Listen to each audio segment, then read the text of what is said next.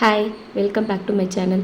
நம்ம சேனலில் ஃபஸ்ட்டு பார்க்குறீங்க அப்படின்னா இதுக்கு முன்னாடி நிறைய வீடியோஸ் பேசிக் ஸ்டிச்சஸ் போட்டிருக்கோம்.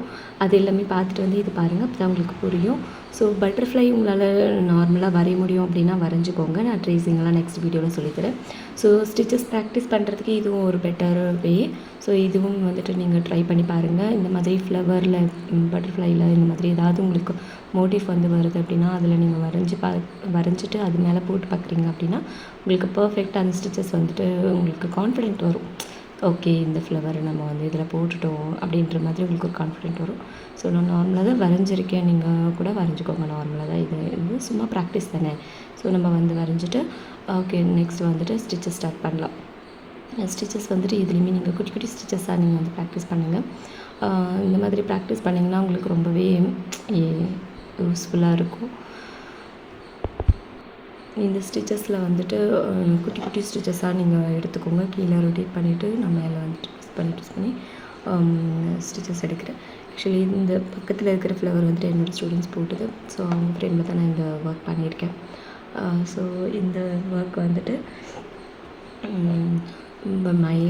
சின்ன சின்ன ஸ்டிச்சஸாக போடுங்க. அப்போ தான் ரொம்ப உங்களுக்கு அவுட்டரில் போட்டுட்டு நாட் போட்டுட்டு அதுக்கு மேலே ஒரு லீஃப் மட்டும் முடிச்சுட்டு நாட் போட்டுட்டு அதுக்கப்புறம் இன்னொரு லீஃப் அந்த மாதிரி போடுங்க. சென்டரில் வந்து பிங்க் கலர் ஆட் பண்ணுறேன்.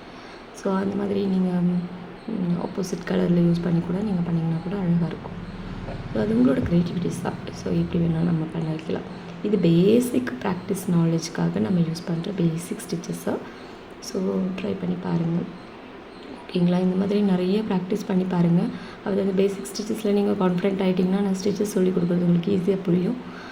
நாளைக்கு வீடியோவில் வந்து ஸ்டிச்சஸ் வீடியோஸ் தான் கம்பல்சரி வரும். நான் ஆல்ரெடி சொல்லியிருக்கேன் ஸ்டிச்சஸ் வீடியோன்னு சொல்லிட்டு. பட் இதெல்லாமும் நீ பண்ணிவிட்டு ஸ்டிச்சஸ் வீடியோக்குள்ளே நம்ம போகணும் அப்படின்னா கிளியராக இருக்கும்.